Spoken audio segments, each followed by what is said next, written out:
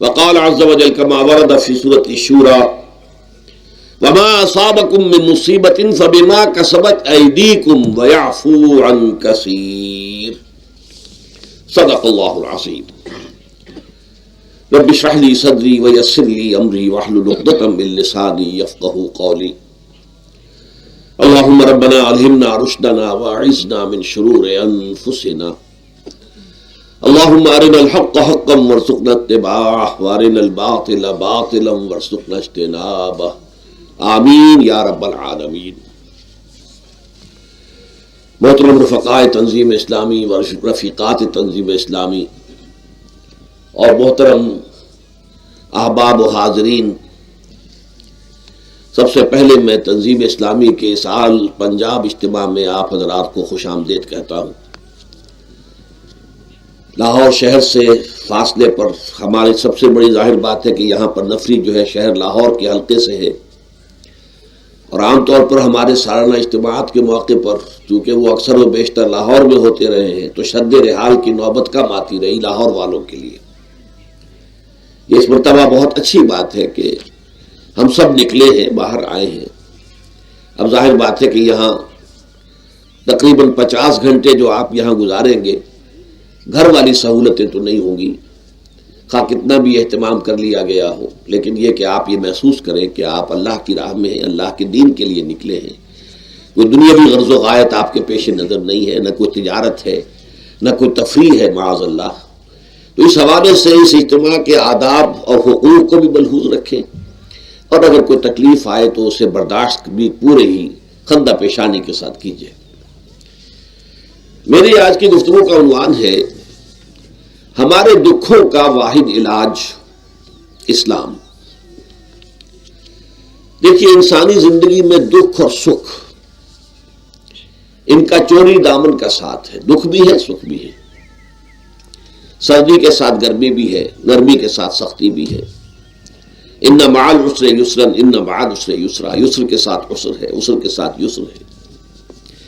لیکن انسان نفسیاتی طور پر متاثر جو ہوتا ہے زیادہ، وہ تکلیف سے ہوتا ہے، دکھ سے ہوتا ہے. خوشی آتی ہے تو وہ ایسے گزر جاتی ہے، اس کا وقت کا بھی پتہ نہیں چلتا، گزرتے ہوئے بڑی تیزی کے ساتھ وقت گزر جاتا ہے. لیکن غم کا معاملہ ہو جائے تو ایک ایک لحظہ جو ہے وہ بڑا کٹھن ہو جاتا ہے، بڑی مشکل سے گزرتا ہے. تو انسان کے احساسات پر زیادہ جو اثر آتا ہے وہ دکھ کا آتا ہے. بعض فلسفے دنیا میں ایسے ہیں کہ جنہوں نے اس دکھ، خاص طور پر جو حساس انسان اس کو محسوس کرتا ہے، اس کے اعتبار سے یہ کہا ہے کہ دنیاوی زندگی میرا دکھ ہی دکھ ہے. آپ کو معلوم ہے کہ تعداد انسانوں کی بہت بڑی تعداد ہے جو بدھ مت کی پیروکار ہے، اور بدھ مت کا کلمہ طیبہ یہ ہے، یعنی یہ ان کا اصل الاصول ہے. جیسے ہمارے دین کا اصل الاصول ہے لا الہ الا اللہ محمد رسول اللہ، کلمہ طیبہ. ان کا جو کلمہ طیبہ وہ یہ سروم دکھم، سب دکھ ہی دکھ ہے، سب مصیبت ہی مصیبت ہے. انسانی زندگی جو ہے وہ تو صرف دکھوں سے اور تکلیفوں سے عبارت ہے. اسی کو غالب نے بھی کہا ہے، آپ نے یہ شعر بھی غالب کا میں نے بہت سے دروس میں سنا ہوگا کہ قید حیات و بند غم اصل میں دونوں ایک ہے. یہ قید حیات ہے. ابھی آپ حدیث سن رہے تھے، دنیا سجن المومن، مومن کے لیے یہ دنیا کی زندگی جو ہے جیل خانہ ہے، یہ قید ہے، قید حیات. جیسے جیل میں آدمی اپنی مرضی سے نہیں جاتا، بھیجا جاتا ہے، اپنی مرضی سے نہیں نکلتا بلکہ نکالا جاتا ہے. اسی طرح لائی حیات آئے قضا لے چلی چلے، اپنی خوشی سے آئے نہ اپنی خوشی چلے. تو دنیا کی زندگی جو ہے وہ واقعتاً ایک اعتبار سے قید خانہ ہے. قید حیات و بند غم اصل میں دونوں ایک ہیں.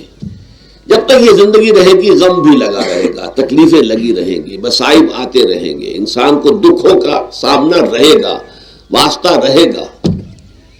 موت سے پہلے آدمی غم سے نجات پائے کیوں؟ ظاہر بات ہے جب تک زندگی ہے تو غم ہے، تو موت سے پہلے نجات نہیں مل سکتی. اگرچہ اس کے بعد کا اگلا مرحلہ جو ہے، جو حقیقت کو جاننے والے ہیں وہ تو جانتے ہیں کہ اس کے بعد تو غم کا اور بڑا کڑا مرحلہ آنے والا ہے. اب تو گھبرا کے یہ کہتے ہیں کہ مر جائیں گے، مر کے بھی چین نہ پایا تو کدھر جائیں گے.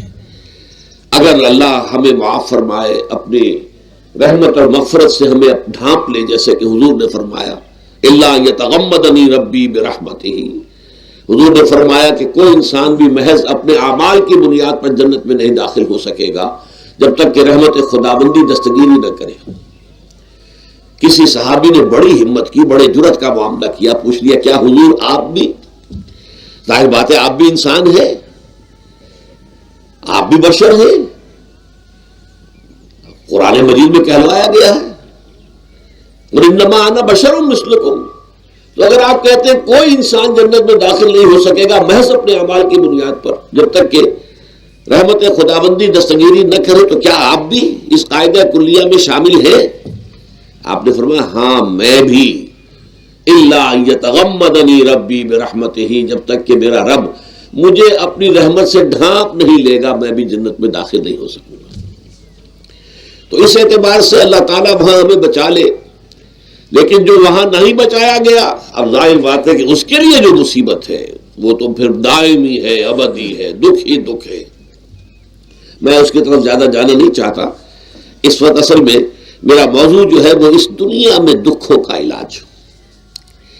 اب اس اعتبار سے غور کیجئے، دکھ دو قسم کے ہیں۔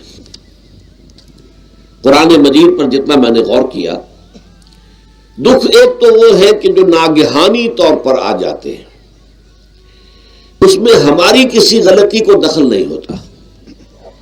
وہ کوئی آفت سماوی ہے، کوئی زلزلہ آ گیا ہے۔ ابھی آپ کو معلوم ہے بھوج جو قصبہ تھا گجرات سٹیٹ کا، انڈیا کا پورا ختم ہو گیا، اس میں بہت سے مسلمان بھی تھے۔ جب کوئی آفت سماوی آتی ہے تو وہ ظاہر بات ہے کہ پھر سب کے سب لوگ اس کی لپیٹ میں آ جاتے ہیں۔ زلزلہ آ گیا، یا کوئی اور طوفان آ جائے، جیسا کہ کئی مرتبہ آپ نے اخبارات میں پڑھا ہوگا، اس سال امریکہ میں بہت طوفان آئے ہیں، مشرقی ساحل پر بار بار طوفان آئے، وہاں بھی لوگ مرتے ہیں، وہاں بھی چھتیں اڑ جاتی ہیں، وہاں بھی تباہی جو ہے آتی ہے۔ تو اس حوالے سے ایک تو ہے وہ ناگہانی آفات، آفت ارضی ہو یا آفت سماوی ہو، زلزلہ ہے یا آفت ارضی ہے، طوفان آ گیا ہے، کوئی سائیکلون آ گیا یا آفت سماوی ہے، یا کوئی آسمان سے بڑا سا پتھر آ جائے۔ آپ کبھی کبھی اخبارات میں پڑھتے ہوں گے کہ ایک بڑی چٹان پاس سے گزر گئی، بہت بڑی خلائی چٹان جو ہے زمین کے قریب سے ہو کر گزر گئی، زمین بچ گئی، ورنہ اگر وہ زمین سے ٹکرا جاتی تو نہ معلوم کتنا بڑا یہاں پر تباہی کا معاملہ ہوتا۔ بڑے بڑے جو ہے شہاب گرتے رہے زمین کے اوپر، بڑی بڑی تباہیاں آتی رہی ماضی میں۔ تو ایک تو یہ ہے، اور ان میں بھی تقسیم کیجئے، یہ ناگہانی تکلیف، ناگہانی مصیبت، یا کوئی آفت سماوی یا آفت ارضی، اس کی بھی پھر دو قسمیں ہو گئی۔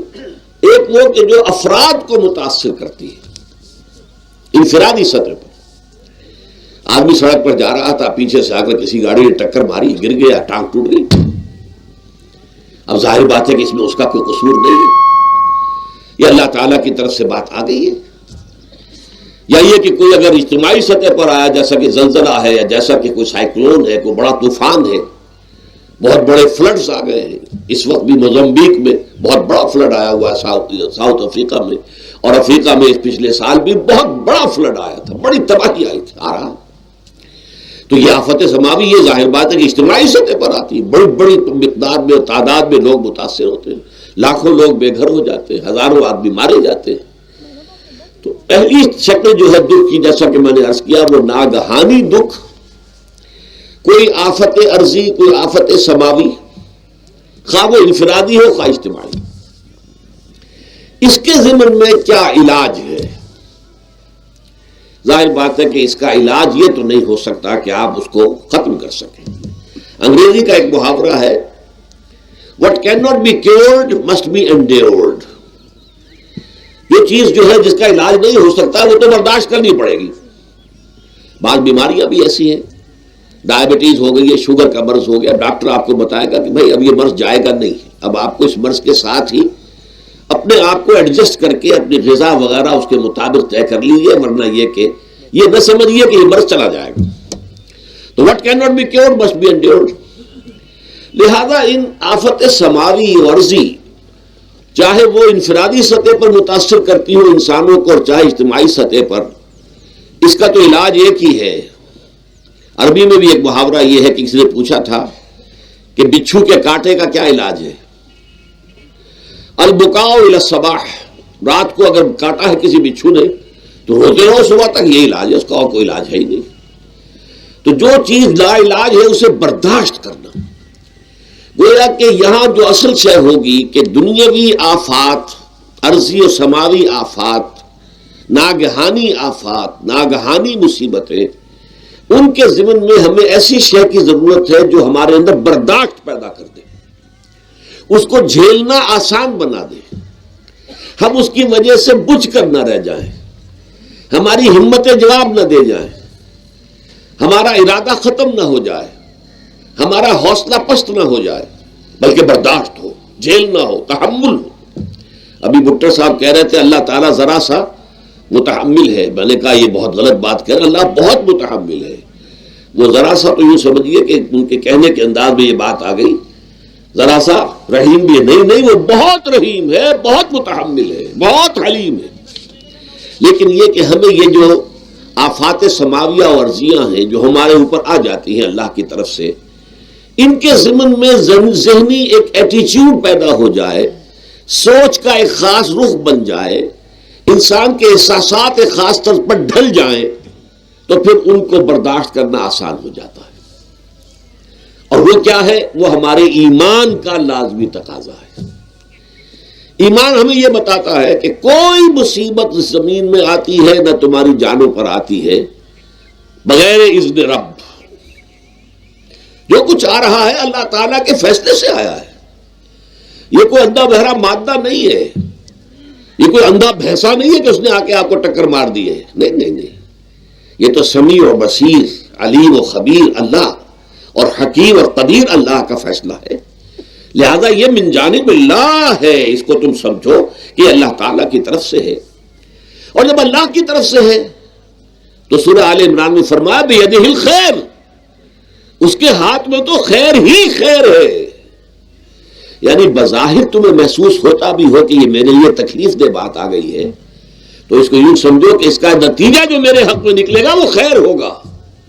فوری طور پر تو تکلیف ہے، مجھے اچھی نہیں لگ رہی، ناگوار ہے، لیکن نتیجہ اس کا خیر نکلے گا۔ جیسے بچہ بیمار ہے، ماں اسے دوا پینے پر مجبور کر رہی، کڑوی دوا ہے، وہ تو سمجھتا ہے اس پر بڑا ظلم ہو رہا ہے، یا آپ لے گئے اسے ڈاکٹر کے ہاں ٹیکا لگوایا ہے، وہ تو چیخ رہا ہے، رو رہا ہے، لیکن آپ کو معلوم ہے، کاش اسے بھی معلوم ہو جائے کہ میرے خیر کے لیے، میرے بھلے کے لیے، اگر اسے یہ معلوم اور محسوس ہو جائے تو اس کی تکلیف اس کے اندر بہت کمی آ جائے گی، وہ سہار لے گا اس کو، وہ برداشت کرے گا۔ اس حوالے سے اس کا جو ہمارے دین میں اس کا نام ہے، اس ذہنی کیفیت کا، ان احساسات کا، اسے ہم کہتے ہیں تسلیم و رضا۔ جو کچھ آ رہا ہے اللہ کی طرف سے آ رہا ہے، لہذا سر تسلیم خم ہے، اے اللہ ہم قبول کرتے ہیں، رضا، ہر حال میں تیری رضا پر راضی ہیں، جو تیرا فیصلہ ہے ہمیں بصر و چشم قبول ہے، تسلیم و رضا۔ ہم بھی تسلیم کی خو ڈالیں گے، بے نیازی تیری عادت ہی صحیح۔ اللہ تو بے نیاز ہے، لیکن اے اللہ تو ہمارے لیے جو بھی تکلیف کا تو نے فیصلہ کیا، ہم تسلیم کی خو ڈالیں گے، عادت پیدا کر لیں گے اپنے اندر کہ ہر چساقی ماریخ عین الطاف است، کہ میرا ساقی میرے پیالے میں جو کچھ ڈال دے اس کا لطف و کرم ہے۔ یہ مقام رضا ہے، یہ ایمان کا ایک ایسا تقاضا ہے کہ جس کو ہم کہیں گے ایمان کی حلاوت، ایمان کی مٹھاس۔ اگر آپ کا منہ کڑوا ہو جائے تو آپ چینی کھاتے ہیں تاکہ منہ کا ذائقہ ٹھیک ہو جائے۔ اگر تکالیف کی وجہ سے، دکھ کی وجہ سے آپ کے احساسات کے اندر کوئی خرابی پیدا ہو رہی ہے، یہ جو مقام رضا ہے یہ اس کے لیے قند ہے، یہ اس کے لیے چینی ہے، یہ اس کے لیے شہد ہے، یہ اس کی تلخی کو ضائع کر دینے والی شیء ہے کہ اللہ تیری رضا پر راضی، راضی برضائے رب۔ اب اس کے ضمن میں سمجھئے، یہ تو اصولی بات میں نے آپ کو بتا دی۔ اس کی تین کیفیات ہو سکتی ہے، کیوں اللہ کی طرف سے یہ چیزیں آتی ہیں۔ سب سے پہلی شے ہے، اب وہ جو آیات میں نے سنائی تھی وہ سن لیجیے پہلے ترجمہ۔ سورہ تغابن میں فرمایا ما صاب من مصیبت الا باذن اللہ، دیکھو کوئی مصیبت تم پر نہیں آ سکتی، نہیں آتی مگر اللہ کے اذن سے۔ ومن یؤمن باللہ، اور جو شخص اللہ پر ایمان رکھتا ہو یہد قلبہ، اللہ اس کے دل کو ہدایت دے دیتا ہے، اس کے دل کو سکون عطا کر دیتا ہے، وہ راضی برضائے رب ہو جاتا ہے، اس میں شکوہ نہیں رہتا، اس میں شکایت نہیں ہوتی، اس میں تلخی نہیں ہوتی، کیوں ہو گیا، کیسے ہو گیا، کیوں ہو گیا، نہیں ہونا چاہیے، نہیں۔ یہ سارا جو پیچ آدمی کھاتا رہتا ہے نا اندر ہی اندر، وہ جو پیچ کھا رہا ہے، یہ سب پیچ سے نجات نہیں گئی۔ برو کشید سے پیچا کے ہست بود مرا، چے اقدہا کے مقام رضا کشود مرا۔ یہ پیچ کھانا جو ہے، پیچا کے ہست بود، اس سے اللہ تعالیٰ نے مجھے نجات دے دی ہے مقام رضا کے ذریعے سے۔ کتنے بڑے بڑے عقدے میرے حل ہو گئے اس مقام رضا سے، چے اقدہا کے مقام رضا کشود میرا، میرے تو بہت سے عقدے اس سے حل ہو گئے۔ اس حوالے سے ایک موٹی بات تو یہ ہو گئی، لیکن اب اس کو 3 حصوں میں تقسیم کیجئے۔ پہلی بات یہ کہ یہ اللہ کی طرف سے آزمائش کے طور پر آتے ہیں۔ آزمائش، میرا بندہ اس پر صبر کرتا ہے یا نہیں، یا میرے خلاف بکواس کرنے پر آمادہ ہو جاتا ہے۔ اللہ تو ایسا ہے، اللہ نے تو ہم پر کبھی کرم کیا ہی نہیں ہے، اللہ تو ظالم، معاذ اللہ معاذ اللہ معاذ اللہ۔ کہیں ایسا تو نہیں، میرا بندہ جو ہے تکلیف کو جھیلتا ہے میری وجہ سے، یہ سمجھ کے کہ اللہ کی طرف سے آئی۔ یہ صبر جو ہے یہ بہت بڑی کامیابی ہے اگر انسان کو حاصل ہو جائے۔ اور اس صبر کے نتیجے میں 2 اور باتیں پیدا ہوتی ہیں۔ یہ مضامین علیحدہ علیحدہ دروس کے اندر آتے رہے ہیں، لیکن آج ایک نئے عنوان کے تحت جمع ہو کر آ رہے ہیں۔ پہلی بات یہ ہوتی ہے کہ یہ امتحان کا نتیجہ کیا نکلتا ہے کہ آپ نے ایک امتحان پاس کیا تو آپ کے اگلے درجے میں ترقی ہو جاتی ہے۔ 5ویں کا امتحان پاس کر لیا نا تو 6ٹھی میں جائیں گے، اب 6ٹھی کا امتحان پاس کریں گے تو 7ویں میں جائیں گے، 7ویں کا پاس کریں گے تو 8ویں میں۔ درجہ بدرجہ انسان کی دینی، ایمانی اور روحانی ترقی کا ذریعہ یہ آزمائش بنتی ہے۔ جتنا اس میں صبر ہوگا، جتنا اس میں تسلیم و رضا جو ہے آپ حاصل کرتے جائیں گے تو آپ کے درجے بلند ہوتے چلے جائیں گے۔ آپ کا امتحان کڑے سے کڑا آئے گا، بڑے سے بڑا آئے گا، مشکل سے مشکل تر آئے گا۔ ایک وقت میں ایم اے کا امتحان بھی آپ کو دینا ہوگا، ایک وقت ہو سکتا ہے پی ایچ ڈی کے لیے تھیسس آپ لکھیں، پھر اس کے اوپر جو ہے ٹیم بیٹھی ہوئی اور آپ سے وہ بحث کرے، جرا کرے آپ سے، وہ بھی کرنا ہوگا۔ لیکن یہ کہ اگر پرائمری ہی میں فیل ہو گئے تو اس کا سوال ہی پیدا نہیں ہوتا کہ کبھی آپ ایم اے کا یا پی ایچ ڈی کا تھیسس بھی لکھیں۔ اور اسی کو دوسرے انداز میں کہا گیا ہے قرآن مجید میں، بولے یبلی المؤمنین منہ بلاء حسنا۔ اصل میں ابلا کہتے ہیں، بلا یبلو جو ہے عربی زبان میں آتا ہے آزمانا۔ خلق الموت والحیات لیبلوکم ایکم احسن عملا، یہی معنی ابتلا کے بھی، ابتلا یبتلی آزمانا۔ ابلا یبلی جو آتا ہے باب افعال سے، اس میں آتا ہے کسی کو کسی تکلیف میں ڈال کر اس کو نکھارنا، کہ اس کا جوہر نکھر جائے، اس کے اندر جو خیر ہے وہ اور چمک جائے، لوگوں کو بھی معلوم ہو جائے کہ یہ شخص اس مقام کا اہل ہے، اس کے اندر یہ صلاحیت ہے، اس میں یہ قوت موجود ہے۔ تو یہ گویا کہ اہل ایمان کی صلاحیتوں کو نکھارنے کے لیے اور ان کے درجات کی ترقی کے لیے بھی اللہ تعالیٰ دنیا کے اندر یہ مصیبتیں اور امتحانات جو ہیں آزمائش کے حوالے سے افراد پر بھی اجتماعی طور پر بھی لاتا ہے۔ اور ایک اس کا اور بھی ہے، اہل ایمان پر اس طرح کے ابتلاء و آزمائش کی ایک نوعیت اور بھی ہے، اور وہ یہ ہے کہ جو بھی آپ سے غیر ارادی طور پر، یا یہ کہ آپ نے کوئی گناہ ارادی طور پر بھی کر لیا، اللہ تعالیٰ اس کی سزا اسی دنیا میں دے کر آخرت کی سزا سے محفوظ کر دیتا ہے۔ گویا کہ اس سے بڑا خیر کیا ہوگا؟ یہاں کی سزا کیا ہے؟ جھیل لی آپ نے، بخار آ گیا، ٹانگ ٹوٹ گئی، چلیے 3 مہینے آپ بستر پر پڑے رہے نا، اور کیا ہوا؟ کچھ نہیں۔ لیکن یہ کہ آخرت کی سزا ملتی بہت عظیم ہوتی، لہذا کفارہ بناتا ہے اللہ تعالیٰ ان گناہوں، ان جو بھی گناہ ہو گئے ہیں، غلطیاں ہو گئی ہیں، ان کا کفارہ اللہ تعالیٰ بندہ مومن کے لیے، حضور کی ایک حدیث ہے، اس کا متن مجھے اس وقت یاد نہیں ہے، کہ مومن کا معاملہ عجیب ہے، اسے کوئی تکلیف پہنچتی ہے صبر کرتا ہے، وہ اس کے گناہوں کا کفارہ بن جاتا ہے، اور اگر کوئی خوبی ملتی ہے اس پر اللہ تعالیٰ کا شکر ادا کرتا ہے، اس کے درجات بلند ہو جاتے ہیں۔ تو یہ معاملہ جو ہے اللہ تعالیٰ کی طرف سے بندہ مومن کے حق میں خیر، کہ در حقیقت اس کے ان گناہوں کی پاداش کہ جو اس نے یہاں کر لیے ہیں، یہی دنیا میں دے کر دھو دیا جائے، پاک کر دیا جائے، جیسے آپ کو معلوم ہے دھوبی جو ہے کپڑے کو بھٹی میں چڑھاتا ہے، گرم پانی میں ڈالتا ہے کہ ڈالتا، تاکہ اس کا میل نکلے، اس کے آگے پٹکتا بھی ہے ذرا اس کو تاکہ وہ میل اچھی طرح چھٹ جائے اس سے۔ اسی طرح اگر دنیا میں ہمارے میل چھٹ جائیں، دنیا میں اگر ہمارے گناہ دھل جائیں تو یہ بڑے نفع کا سودا ہے، بڑے نفع کا سودا ہے، بڑے نفع کا سودا ہے۔ اس اعتبار سے آپ غور کیجئے کہ اگر یہ حقائق ہمارے سامنے رہے تو کیا کوئی تکلیف دنیا کی ہمیں بھاری محسوس ہوگی؟ ہمیں تو بتایا یہ گیا ہے کہ عسیٰ ان تکرہوا شیئا وہو خیر لکم وعسیٰ ان تحبوا شیئا وہو شر لکم واللہ یعلم وانتم لا تعلمون۔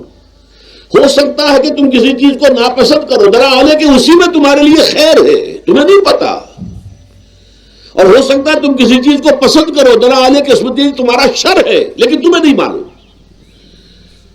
اللہ یعلم وانتم لا تعلمون، اللہ جانتا ہے تم نہیں جانتے۔ اس حوالے سے سبردم بتو مایا خیش را تو دانی حساب کم و بیش را، اے اللہ، اس کو کہتے ہیں تفویض۔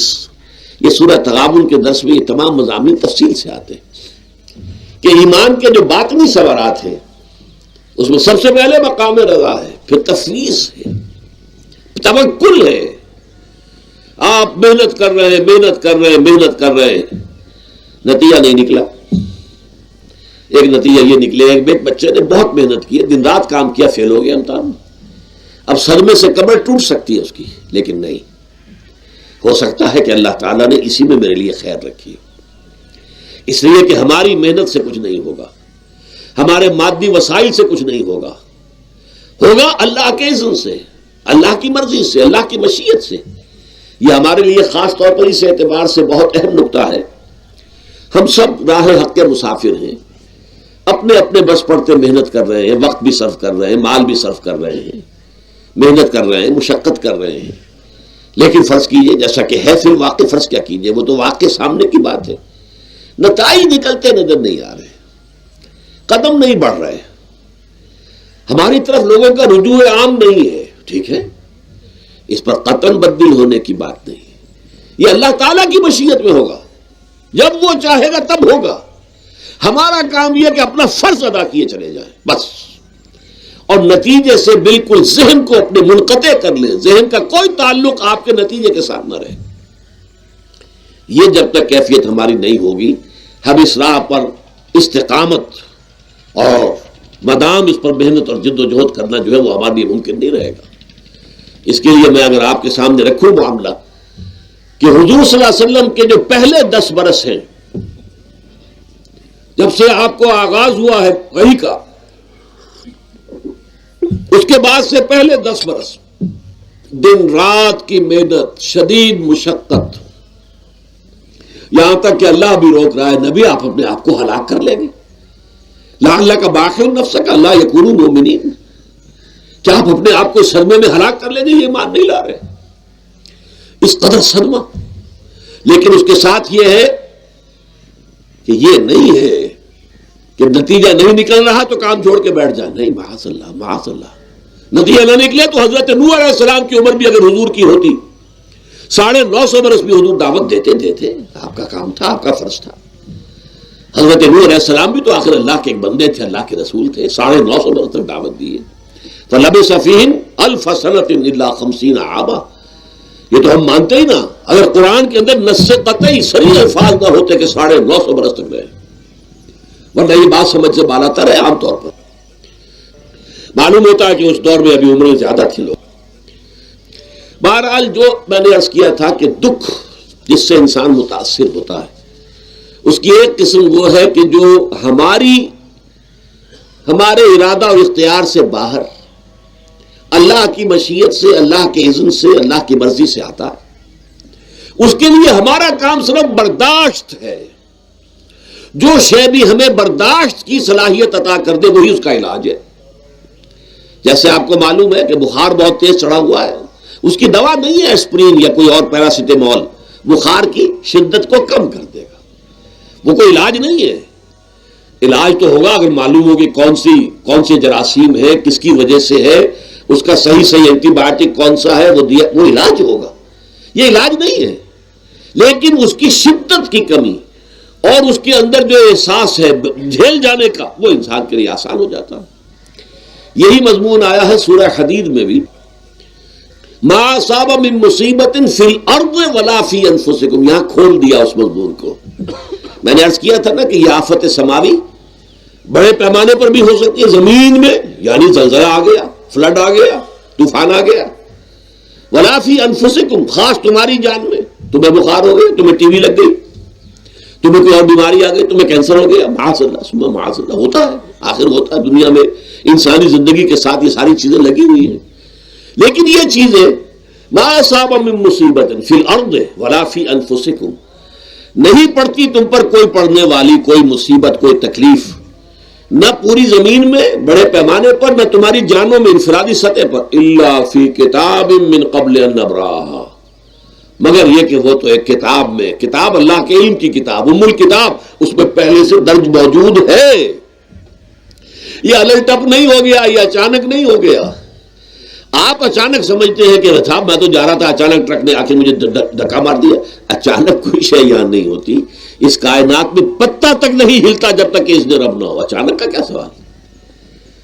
تو در حقیقت جو ہوتا ہے وہ اللہ تعالیٰ کے علم میں پہلے سے ہے، علم میں کامل، ما کان وما یکون، جو کچھ ہوا ہے، جو کچھ ہوگا، مستقبل، ماضی، کل کا کل، آنے واحد میں اللہ کے علم میں موجود ہے۔ لہذا یہاں اچانک کچھ نہیں ہوتا، جو بھی آیا ہے اللہ کے علم سے آیا ہے، اور یہ پہلے سے اللہ کے علم کے اندر موجود تھا، لکھا ہوا تھا، الا فی کتاب من قبل ان نبراہا ان ذلک علی اللہ یسیر۔ یہ تمہیں تو مشکل نظر آئے گا لیکن اللہ پر بڑا آسان ہے، اللہ کا علم کامل ہے، ما کانا ما یکون کو حاوی ہے۔ لکہ لا تاسوا علی ما فاتکم، تاکہ تم افسوس نہ کیا کرو ان چیزوں پر جو تم سے چھوٹ جائیں، جاتی رہے، چھن جائیں۔ کوئی موقع تھا ہاتھ سے نکل گیا، کوئی دولت تھی اس پر ڈاکہ پڑ گیا، کوئی اور مصیبت ہے وہ آ گئی، کوئی عزیز فوت ہو گیا، اکلوتا بیٹا تھا فوت ہو گیا، وغیرہ وغیرہ۔ ما فاتکم، فات سے ہی فوتیدگی ہے نا، جو شے بھی نکل جائے، چلی جائے، ہاتھ سے جاتی رہے، چاہے وہ کوئی آپ کا عزیز تھا جو فوت ہو گیا تو آپ کے ہاتھ سے نکل گیا، یا کوئی مال تھا جو آپ کے قبضے سے نکل گیا، ڈاکہ پڑ گیا، چوری ہو گئی، نقصان ہو گیا کاروبار میں بہت بڑا، اس پر افسوس نہ کیا کرو۔ اگر افسوس کرو گے تو اس کا مطلب کیا ہوگا کہ تمہیں اللہ پر اعتماد نہیں ہے، یا تم سمجھتے ہو کہ اللہ کے سوا بھی کوئی ہے جو یہ کام کر سکتا ہے۔ کائنات میں تو ایک ہی کی مرضی چلتی ہے، وہ ہے اللہ۔ لہذا اگرچہ وہ کسی کے ذریعے سے تکلیف آپ کو پہنچی ہے، کسی نے آپ کو پتھر مارا ہے، وہ پتھر ہو سکتا ہے آپ کو نہ لگتا، لگ گیا ہے تو اللہ کے فیصلے سے لگا ہے، اس کا باپ بھی نہیں پتھر مار سکتا آپ کو اگر اللہ کا اذن نہ ہو۔ لہذا آپ پتھر مارنے والے کو بھی مجرم سمجھیے، ٹھیک ہے، اس سے بھی قصاص لینے کا آپ کو حق ہے، لیکن یہ جان لیجئے کہ جو آیا ہے پتھر وہ اذن رب سے آیا ہے۔ اب ظاہر بات ہے کہ اگر یہ کیفیت ہوگی تو غصہ اتنا نہیں ہوگا اس شخص پر کہ جس نے یہ کام کیا ہے، بلکہ ہو سکتا ہے آدمی مسکرا کے رہ جائے، جیسے کہ وہ میں واقعہ سناتا رہا ہوں اپنے دروس میں کہ ایک درویش مرش آدمی جا رہا تھا، جو رب کرے سو ہو، جو رب کرے سو ہو، جو رب کرے سو ہو، کسی سے نے پتھر اٹھا کر دے مارا، اس کے سر پہ لگ گیا کہ اس نے پیچھے پلٹ کر دیکھا کس نے مارا ہے، اس نے مجھے کیا دیکھتے ہو، جو رب کرے سو ہو، یہ تو رب کے مارنے سے۔ اس نے کہا مجھے تو یہ پتھر رب کے مارے ہی لگا ہے، لیکن میں دیکھ یہ رہا تھا بیچ میں کس کا منہ کالا ہو گیا، اپنے لیے کس نے ایک گناہ کما لیا، اپنے لیے کس نے ایک مصیبت جو ہے وہ مول لے لی، وہ بیچ میں تم آ گئے ہو۔ پتھر اللہ کی طرف سے آیا ہے، لیکن اس کا عذاب، اس کا وبال تم پر آ جائے گا۔ بہرحال یہ تو میں نے عرض کیا آپ کے سامنے، وہ چیزیں کہ جو آ جاتی ہیں، وہ تکالیف، وہ مصائب جو اللہ کی طرف سے من جانب اللہ ہے، اس میں آپ کسی کو مورد الزام نہیں ٹھہرا سکتے، وہ آپ پر آ گیا۔ دوسری تکلیفیں وہ ہے جن کے لیے فارسی میں کہتے ہیں خود کردہ، اپنے ہاتھوں جو مصیبتیں آتی ہیں۔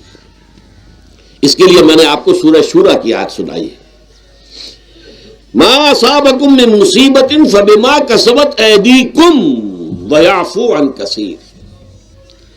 جو مصیبت بھی تم پر آتی ہے انسانوں، وہ تمہارے اپنے ہاتھوں کے کرتوتوں کی وجہ سے آتی ہے، اور ابھی تو اللہ بہت سی چیزوں کو تو معاف بھی کرتا رہتا ہے، ہر تمہاری غلطی پر پکڑتا نہیں ہے، ہر خطا کے اوپر تمہیں سزا نہیں دیتا ہے، کوئی سزائیں معاف بھی کرتا رہتا ہے، عفو و درگزر سے بھی کام لیتا ہے، بہت متحمل اور حلیم بھی ہے، بہت رحیم اور غفور بھی ہے اور کریم بھی ہے، لیکن یہ کہ یہ جان لو کہ ایک مصیبتیں وہ ہیں جو تمہاری اپنی پیدا کرنے ہیں، بما کسبت ایدیکم، تمہارے اپنے ہاتھوں کی کمائی ہے۔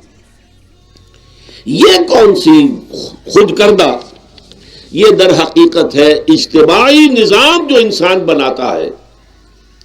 اس اجتماعی نظام کو غلط کر کے اگر اس نے اپنے لیے مصیبتیں کھڑی کر لی ہیں، مصیبت ہے لیکن یہ مصیبت تمہارے اپنے ہاتھوں کی لائی ہوئی ہے۔ تم نے نظام غلط بنایا ہوا ہے، تم نے دولت کی تقسیم غلط کی ہوئی ہے۔ اللہ نے تو رزق پیدا کر دیا اور سب کے لیے کافی ہے، یہ تم نے کیا ہے کہ ایک طرف کچھ لوگوں کے کھتے بھرے ہوئے ہیں اور ایک طرف کوئی فاقے سے مر رہا ہے۔ یہ خود کردہ ہے، یہ ہمارا کبھی ہے، یہ تم نے نظام غلط بنایا ہے۔ یہ جو نظام کے اندر خرابی ہے یہ تمہاری اپنے کرتوت ہے، تم نے خود نظام کے اندر غلطی رکھی ہوئی ہے، ناانصافی گھولی ہوئی ہے، اس کا زہر گھولا ہوا ہے، یہ تمہارے اپنے کرتوتوں کی وجہ سے، اور اس کا علاج تمہیں کرنا پڑے گا خود۔ اور وہ علاج کیا ہوگا؟ اس نظام کو صحیح قائم کرو، اللہ کا دیا ہوا نظام، نظام عدل و قسط۔ یہی وجہ ہے کہ سورہ حدید کی جو آخری آیت میں نے پڑھی تھی وہ کیا تھی؟ اللہ تعالیٰ فرماتا ہے کہ ہم نے تو اپنے رسولوں کو بھیجا اس لیے، کتابیں نازل اس لیے کی، لقد ارسلنا رسلنا بالبینات، ہم اپنے رسولوں کو بھیجتے رہے معجزوں کے ساتھ، واضح نشانیوں کے ساتھ۔ وانزلنا معهم الکتاب والمیزان، ان کے ساتھ ہم نے کتاب اتاری، میزان اتاری۔ یہ سارا کچھ ہم نے کس لیے کیا؟ لیقوم الناس بالقسط، تاکہ لوگ عدل پر قائم ہوں۔ اب اگر تم نے اس عدل کے نظام کو چھوڑ کر اللہ کے دیے ہوئے نظام کو تج کر تم نے خود اپنا نظام بنا لیا، تو ظاہر بات ہے سرمایہ دار جب نظام بنائے گا تو وہ مزدور کے بارے میں نہیں سوچ سکتا، اسے تو اپنی مصلحتیں نظر آئیں گی، اس کے سامنے تو اپنا نفع ہوگا، جتنا زیادہ سے زیادہ نفع کما لو، جتنا ان مزدوروں کا خون نچوڑ سکوں نچوڑ لو۔ زمیندار نظام بنائے گا تو وہ بیچارے کاشتکار، مزارع، ہاری اس کی مصلحت نہیں دیکھ سکتا، وہ تو کہے گا مجھے اپنے بچوں کو انگلستان بھیجنا ہے تعلیم کے لیے، مجھے اپنے لیے جو ہے اسلام آباد میں بھی بنگلہ بنانا ہے اور بری میں بھی بنانا ہے، اور پھر مجھے تو ایئر کنڈیشن بنگلے چاہیے ہر جگہ پر۔ وہ تو اپنی مصلحت کو دیکھے گا۔ وہ غریب کے ساتھ کیا بیت رہی ہے جو دن رات کی محنت اور مشقت کر رہا ہے، جس نے ہل چلایا ہے، جس نے بیج ڈالا ہے، جس نے پانی دیا ہے، جس نے فصل کی دیکھ بھال کی ہے، جس نے پھر فصل کاٹی ہے، اس کے لیے تو بمشکل 2 وقت کا گزارا، وہ بھی بمشکل، اور اس کے علاوہ نہ اس کے بچے کے لیے علاج معالجے کی کوئی سہولت ہے، نہ اس کی اولاد کے لیے تعلیم کی کوئی کا بندوبست ہے، لیکن یہ کہ اسی کی محنت کے نتیجے میں عیش اڑا رہا ہے وہ زمیندار اور جاگیردار، ان کے محل ہیں، ایئر کنڈیشنڈ ہیں، ان کے بچے انگلستان اور امریکہ میں تعلیم حاصل کرتے ہیں، اب آگے بڑھ کر انہوں نے کارخانے دار بھی وہ بن گئے، وہی لوگ ہیں کہ جو اعلیٰ تعلیم حاصل وہ کرتے تھے وہی بیوروکریٹس بنتے ہیں، انہیں میں بڑے بڑے افسر آئیں گے۔ عام آدمی جو ہے وہ تو شاذ نکل آتے ہیں، کچھ لوگ بہت ذہین بچے بھی ہوتے ہیں، غربا کے بچے بھی ہوتے ہیں، کبھی کبھی نکل آتے ہیں، لیکن وہ تو کوئی 1-2 دانے ہوں گے ایسے جو بہت ہی انتہائی طور پر غیر معمولی طور پر ذہین ہو۔ عام بچہ کہاں کرے گا، کیسے جائے گا؟ لہذا وہ پیچھے رہ جائے گا، وہ جونیئر کلرک ہوگا یا بہت تیر مارے گا سینئر کلرک ہو جائے گا، اپر گریڈ کلرک ہو جائے گا لوور گریڈ کلرک سے بڑھ کر۔ اللہ اللہ خیر صلی اللہ، یہ کمشنر کون ہوں گے، ڈپٹی کمشنر کون ہوں گے، یہ تو ظاہر بات ہے، اسی سیکریٹری کون ہوں گے، یہ 22 گریڈ والے کون ہوں گے، 21 گریڈ والے کون ہوں گے، ان کی اکثریت توری لوگوں میں سے ہوگی۔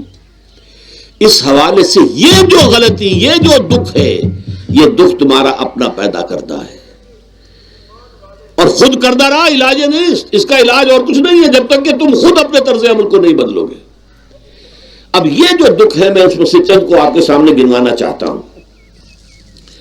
دیکھیے، سب سے پہلا دکھ جو دنیا میں انسان نے خود پیدا کیا سماجی سطح پر، یہ پیدائشی طور پر نیچ ہے اور یہ پیدائشی طور پر اونچا ہے، یہ مسلی ہے اور یہ سید ہے۔ ہمارے ہاں تو پھر بھی اللہ کا فضل ہے کہ اتنا زیادہ فرق و تفاوت نہیں، ہندوؤں میں یہ شودر ہے اور یہ برہمن ہے، علم حاصل کرنا برہمن کا حق ہے، شودر کا حق ہی نہیں ہے. اور شودر کے کان میں اگر اشلوک بھی پڑ جائے کہیں بغیر ارادے کے، کہیں جا رہا تھا اور کہیں گیتا کے اشلوک ہو رہے تھے، اس نے سن لیے، تو اس کی سزا کیا ہے؟ سیسا جو ہے اس کو پگھلا کر اور وہ اس کے کان میں ڈال دیا جائے تاکہ سماعت ہی ختم ہو جائے. دنیا میں یہ کس نے کیا بھائی؟ یہ خود انسان نے کیا. یہ ظلم انسان اپنے اوپر ڈھا رہا ہے. یہ اونچ نیچ اس نے خود بنائی ہے. ہمارے ہاں بھی ہے، اتنی نہیں ہے. مصلی کا کیا مقام ہے آپ کے معاشرے میں؟ سید کچھ بھی ہو، بدمعاش ہو، زانی ہو، سید ہے، اسے تو جھک کر اس کے گوڑے کو ہاتھ لگائیں گے. لیکن یہ کہ دوسرا شخص جو ہے مصلی، کتنا ہی نیک ہو، بھلا ہو، پارسا ہو، وہ برابر جو ہے چارپائی پر بھی بیٹھنے کا حقدار نہیں. یہ ساری اونچ نیچ ہم نے پیدا، اللہ نے نہیں کیا تھا. اللہ نے تمام انسانوں کو مساوی پیدا کیا. اللہ کے رسول یہ فرما کر گئے، لا فضل لعربی علی عجمی ولا لعجمی علی عربی ولا لأحمر علی اسود ولا لأسود علی احمر الا بالتقوی کلکم بنو آدم وآدم من تراب. دیکھو کسی عرب کو کسی اجمی پر فضیلت نہیں ہے، کسی اجمی کو کسی عرب پر کوئی فضیلت نہیں ہے، کسی گورے کو کسی کالے پر فضیلت نہیں ہے، کسی کالے کو کسی گورے پر فضیلت نہیں ہے، الا بالتقوی. یہ اگر فضیلت ہے تقوی. کون خدا ترس زیادہ ہے؟ کس کے اخلاق زیادہ بلند ہیں؟ کون نیک اور پارسا زیادہ ہے؟ کون لوگوں کی خدمت زیادہ کرتا ہے؟ اس کے اعتبار سے درجہ بلند ہوگا. پیدائشی طور پر تمام انسان بالکل مساوی ہے. پھر ہمارے معاشرے میں جو ظلم ہوتا ہے، دو طبقات ہیں جو حضرات سورہ نساء پڑھتے ہیں، اس میں سب سے پہلے دو طبقات جو کہ گرے ہوئے تھے اس معاشرے میں اور آج بھی گرے ہوئے ہیں، ایک یتیم اور ایک عورت. ان دونوں کے لیے ابتدا ہی سے سورہ نساء کے اندر جو ہے احکام آئے تو ان کے بارے میں آئے. یتیموں کو ان کا مال ہڑپ کر جانا، ان کو دھکے دینا. ارأیت الذی یکذب بالدین فذلک الذی یدعو الیتیم ولا یحض علی طعام المسکین. تم نے کبھی غور کیا اس شخص پر جو کہ جزا و سزا کا منکر ہے؟ وہی ہے کہ جو یتیم کو دھکے دیتا ہے. یتیموں پر ظلم ہوتا ہے. وہ آپ کے معاشرے میں پستے ہیں، پٹتے ہیں. ان کا کوئی والی وارث نہیں، ان کی طرف سے کوئی پوچھنے والا نہیں، کوئی بولنے والا نہیں. اور پھر یہ کہ اگر اس کا باپ کو مال چھوڑ گیا ہے تو وہ چچا کھا جائیں گے، کوئی اور ولی کھا جائیں گے، ختم کر دیں گے، ہڑپ کر جائیں گے. جس پر قرآن مجید کہتا ہے کہ ان الذین یاکلون اموال الیتامی ظلما انما یاکلون فی بطونہم نارا. یقیناً وہ لوگ جو یتیموں کا مال ناحق ہڑپ کرتے ہیں وہ اپنے پیٹوں میں آگ کے انگارے بھر رہے ہیں. وَسَيَصْلَوْنَ سَعِيرًا. اور یہاں تو دنیا میں جو آگ کے انگارے ہیں وہ محسوس نہیں ہو رہے. آخرت میں ایک طرف وہ آگ کے انگارے ظاہر ہو جائیں گے جو اندر سے جلائیں گے، اور ایک طرف جہنم کی آگ باہر سے جلائے گی. یہ دو طرفہ جلن جو ہے ان کو برداشت کرنی پڑے گی. ظاہر بات ہے یہ ہمارا اپنا کیا ہوا ہے، یہ اللہ کی طرف سے نہیں ہے. یہ ہم نے نظام غلط بنایا ہے، ہم نے اتوار اپنے برے کر لیے. اور دوسرا طبقہ خواتین کا، عورتوں کا. سب سے بڑا ظلم اس معاشرے میں کیا ہے؟ جو بچپن ہی سے احساسات کے اوپر ایک بوجھ بن جاتا ہے بچیوں کے، کہ بیٹے کو افضل سمجھتے ہیں، بیٹی کو جو ہے گھٹیا سمجھتے ہیں.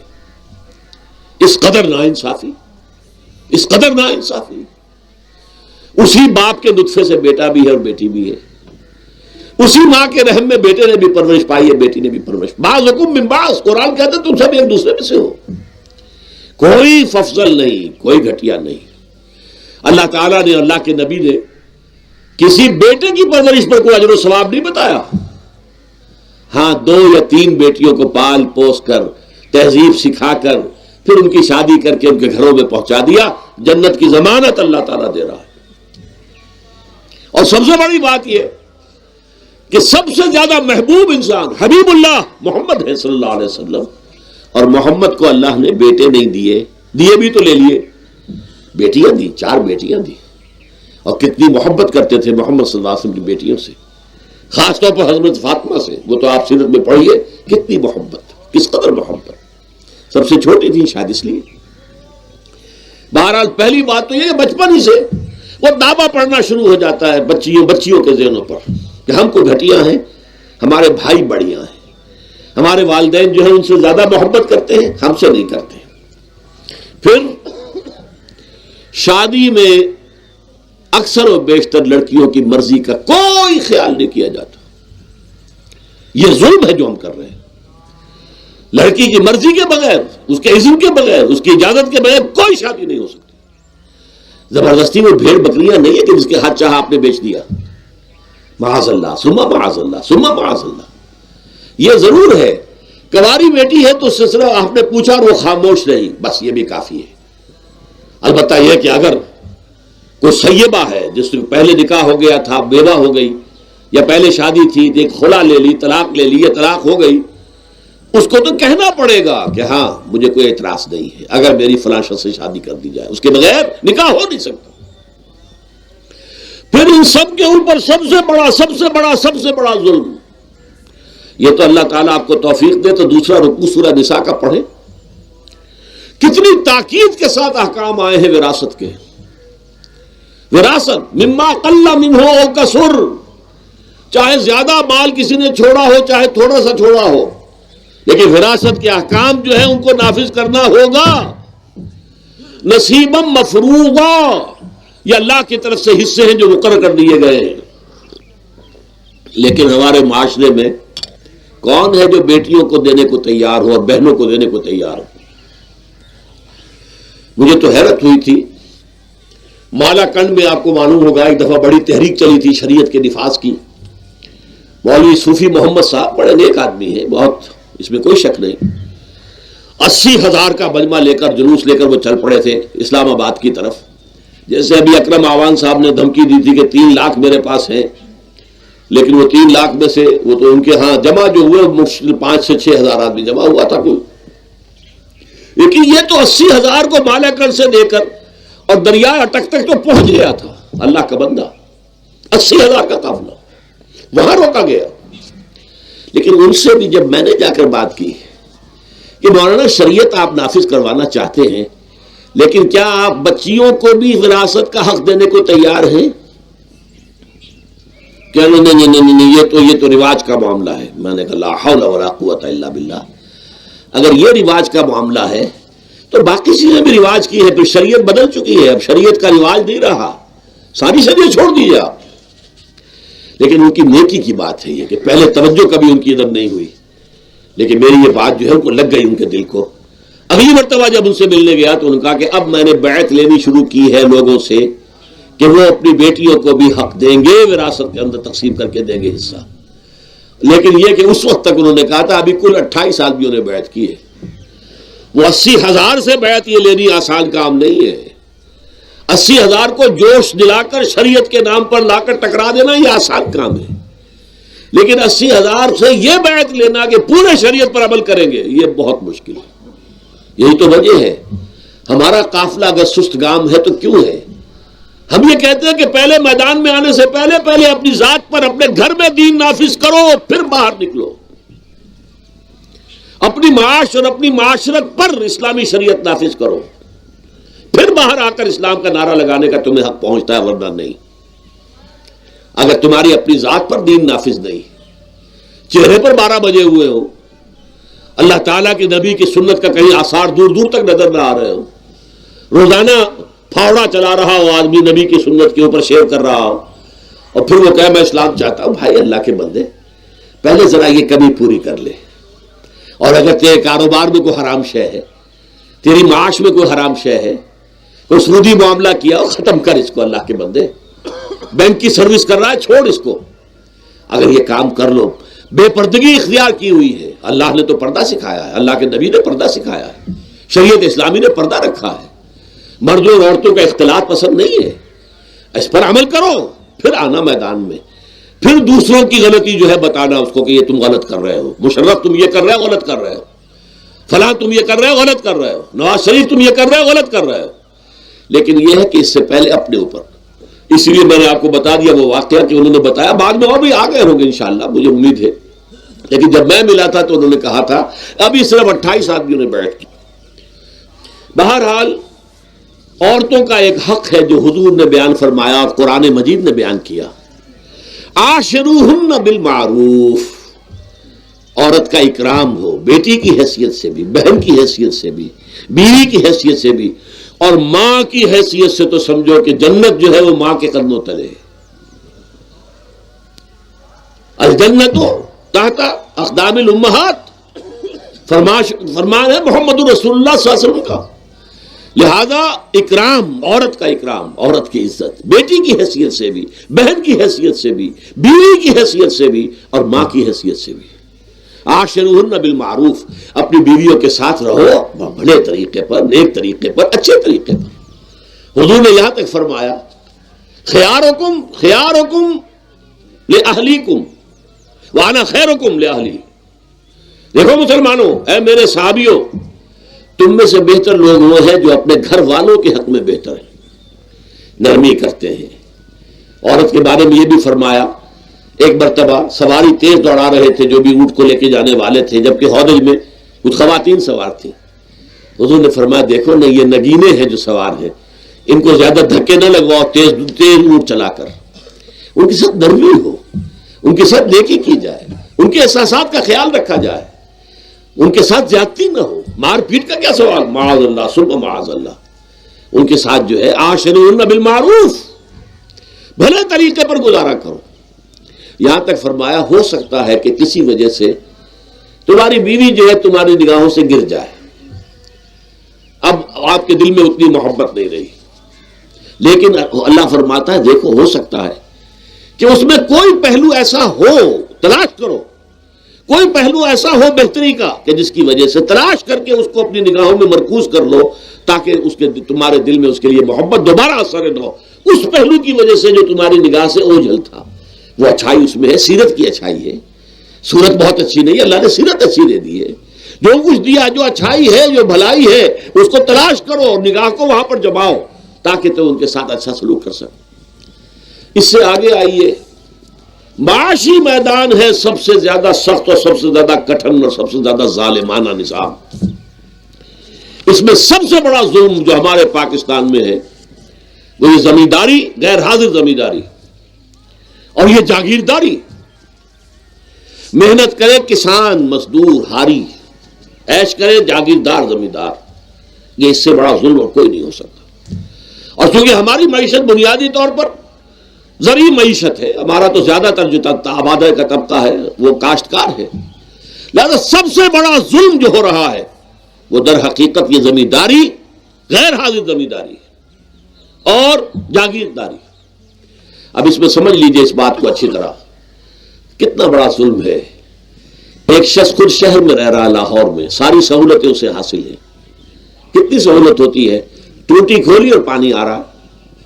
دیہات میں جا کے بیچارے کاشتکار کو وہاں ہو سکتا ہے کہیں سے دور سے پانی کھینچ کر لانا پڑتا ہو کسی کنویں سے، کہاں اسے یہ سہولت ہے کہ ٹوٹی کا کان مروڑا اور پانی حاضر، کہاں یہ سہولت ہے کہ بجلی کا بٹن اوپر سے نیچے کیا اور بقا روشن ہو گیا۔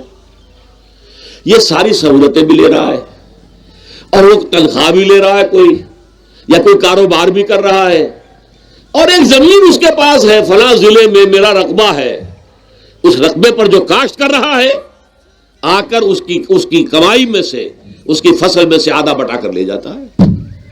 کیا حق پہنچتا ہے اسے؟ یہ مزارعت جو ہمارے ہاں جس کو جائز قرار دے دیا گیا، یہ دور ملوکیت میں جائز قرار دیا گیا۔ بادشاہت جو ہے وہ چلتی تھی، جیسے آپ نے کن کھجورا دیکھا ہے نا، اس کے بہت سی ٹانگیں ہوتی ہیں، کن کھجورے کی کتنے پاؤں ہوتے ہیں، سینکڑوں۔ ایسے بادشاہوں کے یہ پاؤں ہوتے تھے، جاگیردار، 3000 منصبدار، 5000 منصبدار، 20,000 منصبدار، 30,000 منصبدار، یہ جاگیردار بڑے بڑے علاقے ان کے پاس ہے۔ اب ظاہر بات ہے کہ وہ خود تو کاشت نہیں کر سکتے نا، انہیں تو مزارع چاہیے، لہذا مزارعت کے جائز ہونے کا فتویٰ دیا گیا۔ جب اسلام میں بادشاہت آ گئی، ملوکیت آ گئی اور جاگیرداری آ گئی، جو ملوکیت کے پاؤں ہے وہ کنسلے کی طرح، کن کھجورے کی طرح اس کے پاؤں ہیں، تو وہ تو جاگیردار ہے۔ یہ ہے جس کی وجہ سے امام ابو حنیفہ نے کہا مزارعت حرام ہے، جس کی زمین ہے وہ کاشت کرے، یا حضور کی حدیث ہے کہ چاہے اپنے بھائی کو دے دے تو ایک دانہ لینے کا حقدار نہیں ہے۔ اگر تو تمہارا کوئی اور ذریعہ معاش نہیں ہے تو ٹھیک ہے، جاؤ کاشت کرو، تمہارا کوئی اور ذریعہ معاش ہے تمہارا کاروبار ہے، تمہاری دکان چل رہی ہے، تم ملازمت میں ہو، تمہیں تنخواہیں مل رہی ہے، تمہارا پروویڈنٹ فنڈ بھی جمع ہو رہا ہے، تمہیں تو تمہارے ریٹائرمنٹ کے بعد وہ پینشن بھی مل جائے گی، اور اس کے ساتھ ساتھ تم نے یہ ظلم روا رکھا ہوا ہے۔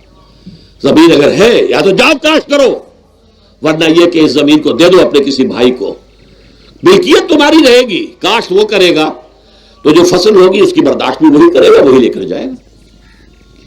یہ فتویٰ ہے امام اعظم امام ابو حنیفہ رحمۃ اللہ علیہ کا، یہی فتویٰ ہے امام مالک امام دار الحجرہ امام مدینہ امام مالک رحمۃ اللہ علیہ کا، دونوں کا فتویٰ یہ ہے، اور عظیم ترین یہی دو ہیں، اولین بھی یہی دو ہیں، عظیم ترین بھی یہی دو ہیں۔ امام شافعی بھی شاگرد ہیں امام مالک کے، امام احمد ابن حنبل شاگرد ہے امام شافعی کے۔ ٹاپ پر کون ہے؟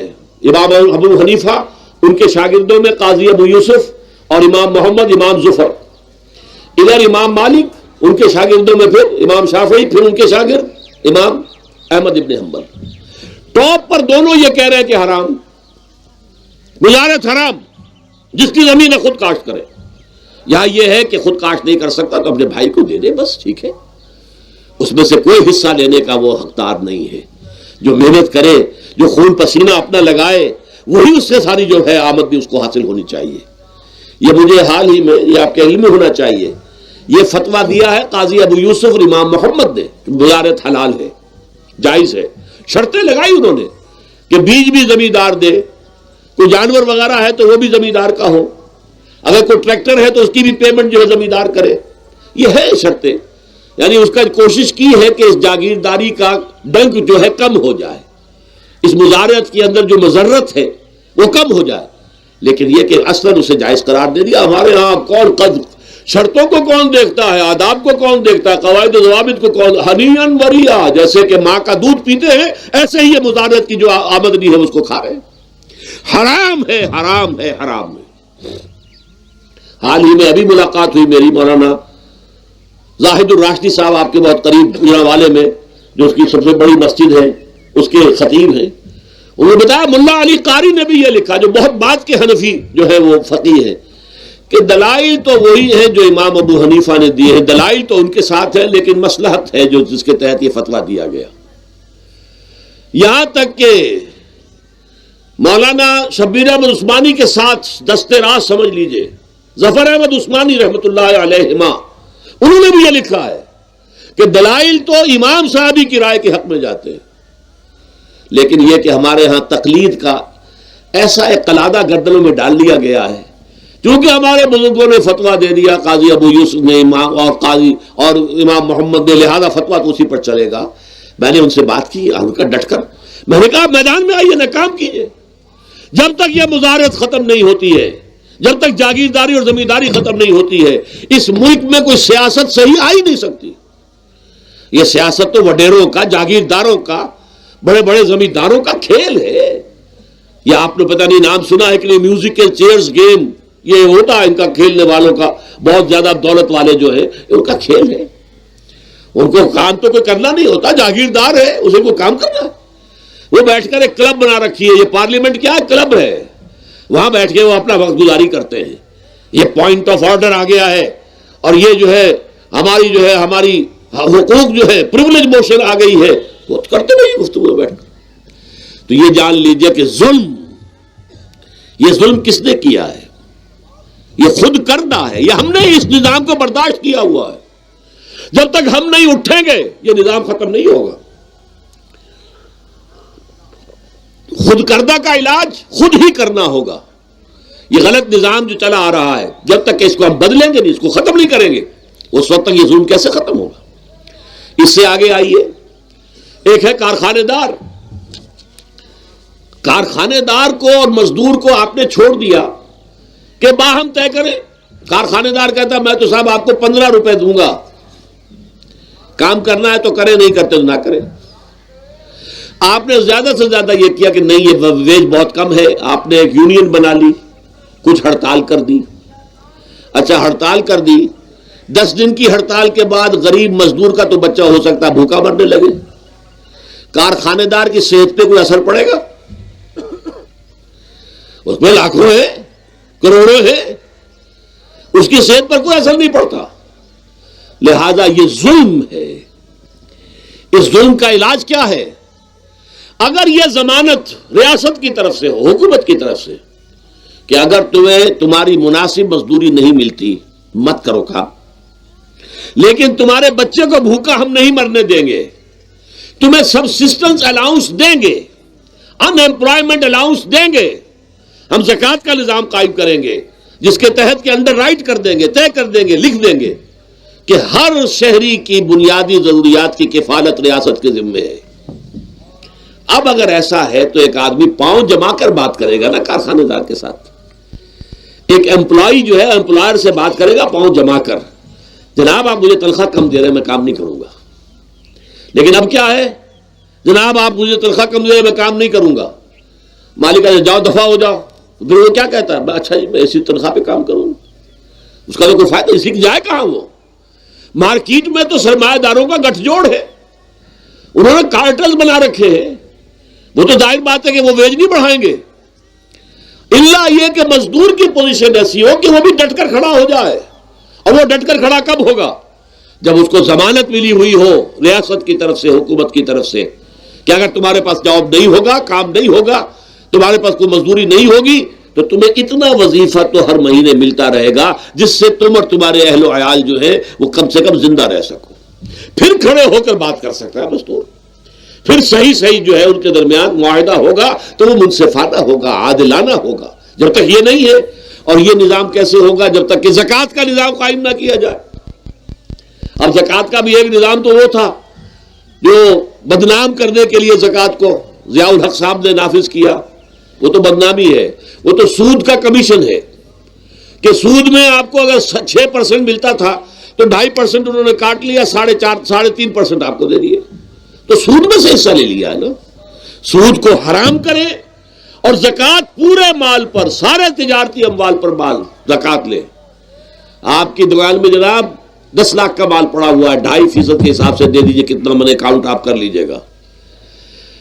کوئی ایک ہے اسٹاکسٹ، آپ کے گودام میں اتنا سٹاک پڑا ہوا ہے، اتنی مالیت کا 2.5% دیجئے. تمہاری اتنی بھیڑیں بکریاں ہیں، اتنی بھیڑیں اتنی بکریاں نکال دو. جب تک کہ تمام اموال میں سے زکوٰۃ نہ لیجیے. یہ کیا کہ بینک کے اندر جو جمع ہے اس پر سے زکوٰۃ کاٹ لی. انا للہ و انا الیہ راجعون. نام اس کا زکوٰۃ رکھا ہے اور خیرات کا ایک نظام بنا دیا. کچھ خیرات اور کچھ سیاسی جو ہے اپنا ہتھ کنڈا کہ ان کے ناظمین زکوٰۃ جو بن رہے ہیں اور زکوٰۃ کونسلیں بن رہی ہیں، وہ سب کون ہے؟ جو ہمارے سیاسی طور پر ہمارے ساتھی ہیں، ہمارے ورکرز ہیں. اور پھر جتنے غبن ہوئے ہیں اور جتنا اس کے مس اپروپریشن سب کو معلوم ہے ہمارے معاشرے میں. آخر اگر حکومت کے جتنے محاصل ہیں وہ غبن ہوتے ہیں تو زکوٰۃ کا کیوں نہیں غبن ہوگا؟ زکوٰۃ کو آسمان سے اتری ہے، بلکہ زکوٰۃ میں سے غبن کرنا تو آسان ہے، اس لیے کہ سود میں سے کاٹا ہوا ہے.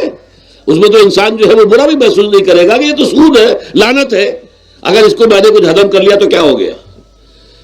جب تک کہ یہ دو نظام نہیں آئیں گے، اور تیسرے یہ کہ سود کے ذریعے سے جب تک کہ یہ ظلم، سود کا نتیجہ کیا نکلتا ہے؟ اصل میں ہمارے عام آدمی سمجھتے ہیں سود کہ اچھا ہے جی، کیا ہے، ایک آدمی نے پیسے جمع کرائے ہیں، اب اسے ہر مہینے اتنا پیسہ مل رہا ہے. عام آدمی بھی ہمارے ہاں یہ جو پٹھانوں والا سود ہے، یہ جو سود خور گاؤں میں بیٹھے ہوئے ہیں جو بہت بڑی شرح کے اوپر سود دیتے ہیں اور خون چوس جاتے ہیں لوگوں کا، اور ان کے کسی طریقے سے قرضے ختم، ان کو تو سبھی برا کہتے ہیں. کوئی ایک آدمی بھی آپ کو نہیں ملے گا کہ جن کے لیے کلمہ خیر کہے، ان کے لیے کسی نرمی کا یا ان کے لیے کسی بھی آسانی کا کوئی مطالبہ کرے. البتہ یہ جو بڑا سود ہے، بینک کا سود، کاروباری سود، اس کی شناخت لوگوں پر واضح نہیں ہے. یہ ایک بہت بڑے پیمانے پر یہ برائی جو ہے آپ کو انڈیویجول پر نہیں نظر آ رہی. انڈیویجول تو بظاہر سمجھتا ہے ایک فرد، بھائی ٹھیک ہے میرے دکان کے لیے مجھے قرض چاہیے تھا، مجھے قرض مل گیا، میں اپنا کاروبار کر رہا ہوں، تو میں جو کمائی کر رہا ہوں اس میں سے بینک کو بھی حصہ دے رہا ہوں اپنا اس کے سود کا. اس میں کیا خرابی ہو گئی؟ اس کی خرابی سمجھ میں آتی جب آپ کو معلوم ہو اسی سود کے ذریعے سے دنیا میں اس وقت ایک چھوٹی سی اقلیت ہے، کل 1 کروڑ یا 1.25 کروڑ یہودی، اور پوری دنیا کی دولت کے اوپر قابض ہو کر بیٹھ گئے. یہ سارا وہ بینکنگ نظام جو یہودیوں نے بنایا، یہ IMF ورلڈ بینک جس کے ہم اس وقت غلام بن کر رہ گئے. ہمارا چیف مارشل ایڈمنسٹریٹر اسے کہیں یا چیف ایگزیکٹو کہے، ہمارا تو حکمران ہے، ہمارا بادشاہ اس وقت. اور وہ بادشاہ سلامت کہتے ہیں کہ یہ IMF اور ورلڈ بینک کے لوگوں کے گوڈے ہمیں پکڑنے پڑتے ہیں، گوڈے گٹے. کیوں؟ ہم غلام ہیں ان کے، اور ہم جکڑے ہوئے ہیں سود کے اندر. پوری دنیا کو یہودی سود خوروں نے در حقیقت اپنے شکنجے میں جو جکڑا ہے، جس طریقے سے کہ ان کو اپنے اندر ایک اپنے پورے ہتھ کنڈوں کے اندر جو باندھ کے رکھ دیا ہے، یہ سود کے ذریعے سے. اور اس کا نتیجہ کیا نکلتا ہے؟ دیکھیے، امریکہ میں کہتے ہیں بڑی جمہوریت ہے، لوگ ووٹ دیتے ہیں، لیکن حقیقت اگر لوگ جانتے ہوں کہ دیو استبداد جمہوری قوام پائے کو، تو سمجھتا ہے یہ آزادی کی ہے نیلم پری. ہم نے خود شاہی کو پہنایا ہے جمہوری لباس، جب ذرا آدم ہوا ہے خود شناس و خود نگر. اب امریکہ میں اصل میں کیا ہے؟ امریکہ میں کیپٹلسٹ کا نظام ہے. یہ حکومت کس کی ہے؟ سرمایہ داروں کی ہے. جو کروڑ پتی نہ ہو وہ الیکشن نہیں لڑ سکتا، اور کروڑ پتی جو ہے اپنے پیسے کی بدولت وہ صحافیوں کو خرید لے گا، ٹیلی ویژن چینلز خرید لے گا، وہ لوگوں کے ذہنوں پر چھا جائے گا، آ جائے گا. یہ گورنمنٹ آف دی کیپٹلسٹ ہے، ناٹ عوام. یہ دھوکہ ہے، فریب ہے سرمایہ داروں کا. وہاں وہ جاگیردار اس طرح کے نہیں، سرمایہ دار ہیں. وہاں جاگیرداری کی وہ حیثیت نہیں رہی، اس لیے کہ ان کے تحت آدمی نہیں ہوتے.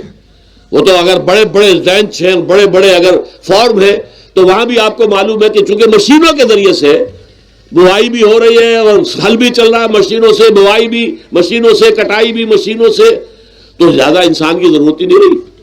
لہذا وہ سیاسی نظام وہ نہیں ہے جو یہاں کا ہے، لیکن وہ زمیندار بھی وہاں کا کیپٹلسٹ ہے، نظام کیپٹلسٹ کا ہے. تو در حقیقت یہ ڈیموکریسی جو ہے، اس سے جو کہتے ہیں government of the people by for the people, نہیں، گورنمنٹ آف دی کیپٹلسٹ، سرمایہ دار کی حکومت ہے. اور سرمایہ دار جو ہے اس نے اپنی کلب بنائی ہوئی ہے، بیٹھا ہے، پارلیمنٹ ہے، یہ کانگریس ہے، یہ سینٹ ہے، یہ سرمایہ داروں کی کلب ہے. باقی عوام کے لیے وہاں کیا ہے؟ واقعہ یہ ہے کہ عام آدمی امریکہ کا بھی یہ ضرور ہے کہ بنیادی ضرورتیں محنت کر کے، خون پسینہ ایک کر کے اپنی وہ حاصل کر لیتا ہے، لیکن بہت نچلی سطح پر ہے. عام آدمی وہاں بھی بہت نچلی سطح پر ہے. اور ایسے لوگ ہیں معدود گنتی والے جو 40 50 بلین کا ایک چیک لکھ سکتے ہیں، وہ سب یہودی ہیں. House of Rothschilds, house of Goldsmiths, یہ سٹی بینک جو یہاں بھی آ گیا ہے اپنی ساری گندگیاں پھیلانے کے لیے، سٹی ہاؤسز اور سٹی کار، یہ کیا ہے؟ یہ جکڑ لینا ہے آپ کو. آپ کو ذرا سا دھوکہ دیا، جاؤ جی لے لیجئے، کوٹھی لے لیجئے، ہم آپ کو قرض دیتے ہیں. آپ پھول گئے، اتنی بڑی کوٹھی کا میں مالک ہو گیا. اب جب اس کا قرض دینے کے چکانے کا معلوم ہوا کہ میں تو غلام ہو کر رہ گیا ہوں، جو کماؤں وہ سارا کا سارا ان کی قسط کے اندر چلا جائے گا. اور اگر خدا نہ خواستہ کہیں ڈیفالٹ کر گیا تو جتنا میں نے دیا تھا وہ بھی ہضم، اور مکان وہ ضبط کر کے نیلام کر دیں گے. اللہ خیر صلی اللہ. لیکن وقتی طور پر ذرا سا دھوکہ جو ہو جاتا ہو، دیکھو اتنی بڑی کوٹھی کا میں مالک ہو گیا، دیکھو اتنی لمبی کار میرے پاس آ گئی، دیکھو فلاں شے میں نے حاصل کر لی، لیکن اس کا نتیجہ جو نکلتا ہے وہ تو وہاں والوں سے پوچھئے جس طریقے سے کہ وہ غلام بن کر رہ جاتے ہیں، وہ مزدور بن کر رہ جاتے ہیں. جیسے بھٹوں میں آپ نے دیکھا ہے، بھٹوں میں جو مزدور ہوتے ہیں وہ بکے ہوئے ہوتے ہیں، وہ غلاموں کی طرح ہوتے ہیں. ان کو بلکہ لوگ ایک دوسرے سے خرید کر لے کر جاتے ہیں. ایک بھٹے والا آتا ہے اور دوسرے بھٹے کی جو غلام ہے ان کو وہ وہاں کی پیمنٹ کر کے اور لے جاتا ہے. وہ بالکل ان کے سرس کی طرح ہے، ان کے غلاموں کی طرح ہے. یہ ساری جو میں نے آپ کے سامنے گنوائی ہیں، یہ در حقیقت نوع انسانی کو جو تقسیم کیا گیا، انگریزی میں آپ کہتے ہیں ہیوز اور ہیو ناٹس. قرآن نے اس کے لیے کیا لفظ استعمال کیا؟ محرومین اور مترفین. اور ان مترفین کی وجہ سے اللہ کا عذاب آتا رہا دنیا میں. ان کے گلچھرے ابھی بسنت منائی، کس نے منائی؟ یہ لکھپتی کروڑ پتی ہیں، انہوں نے عیش کیے ہیں، راتوں کو نیند حرام کی ہے لوگوں کی، یہ بسنت منا رہے ہیں. کیا ہو رہا ہے؟ در حقیقت یہ وہی ہے مترفین. سورہ بنی اسرائیل میں فرمایا جب ہم یہ فیصلہ کر لیتے ہیں وَإِذَا أَرَدْنَا أَن نُهْلِكَ قَرْيَةً أَمَرْنَا مُتْرَفِيهَا فَفَسَقُوا فِيهَا فَحَقَّ عَلَيْهَا الْقَوْلُ فَدَمَّرْنَاهَا تَدْمِيرًا. جب ہمارا فیصلہ ہوتا ہے کہ کسی بستی کو، کسی علاقے کے لوگوں کو ہلاک کر دیں، تو مترفین جو ہیں، دولت مند لوگوں کو ہم حکم دے دیتے ہیں، آزادی دے دیتے ہیں، ان کی لگام ڈھیلی کر دیتے ہیں، اس میں فسق و فجور کا بازار گرم کر دیتے ہیں، اور جب پورا فسق و فجور کا بازار گرم ہو جاتا ہے، اچانک ہماری پکڑ آتی ہے، دمرناہا تدمیرا، ہم اس کو پٹخ کر رکھ دیتے ہیں، ٹکڑے ٹکڑے کر دیتے ہیں۔ یہ مترفین، اور دوسری طرف محرومین، اسی طریقے سے مستضعفین اور مستکبرین۔ ایک طرف مستکبرین ہے، ہاٹی پیپل، جو کہ پارلیمنٹ میں جاتے ہیں، جو جاتے ہیں سینٹ کے اندر بیٹھتے ہیں، جن کا ایک طبقہ ہے، وہ ایک علیحدہ ہی ہے، ان کی سوسائٹی علیحدہ ہے، ان کے تہوار علیحدہ ہیں۔ نیو ایئرز نائٹ پر جو کچھ یہ کرتے ہیں بدماشیاں، اس کا ذرا سا آپ کو اندازہ بہرحال دیہات کے رہنے والوں کو نہیں ہے۔ لاہور اور کراچی کے لوگوں سے پوچھئے کیا ہوتا ہے، اسلام آباد کے لوگوں سے پوچھئے، پشاور اور کوئٹہ کے لوگوں سے پوچھئے، یہ سب در حقیقت مستضعفین ایک طرف، مستکبرین دوسری طرف، محرومین ایک طرف اور مترفین ایک طرف، یہ سوسائٹی کو تقسیم کر کے، اور پھر تقسیم کرو اور راج کرو، ڈیوائیڈ اینڈ رول۔ یہ آپس میں ٹکرائیں گے، آپس میں لڑیں گے، تم ان سب کے اوپر حکومت کرو۔ اب ظاہر بات ہے کہ اس کا علاج میں نے عرض کیا تھا نا کہ پہلے قسم کے دکھ تو وہ ہیں جو من جانب اللہ آتے ہیں، اس کا تو سوائے برداشت کے کوئی مادہ نہیں، کوئی اس کا اور ہمارے پاس چارہ نہیں، لیکن برداشت کا حوصلہ بڑھانے کے لیے وہ ساری باتیں ایمان کے ذریعے سے ہمیں ملتی ہیں۔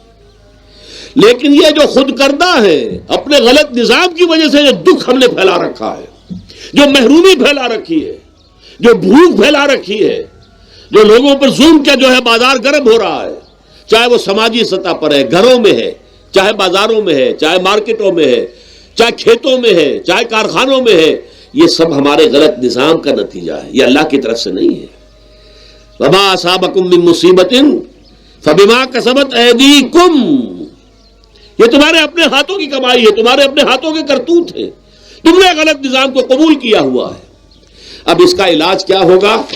اب علاج ایسے ہوگا جد و جہد کے ذریعے سے اس نظام کو ختم کیا جائے۔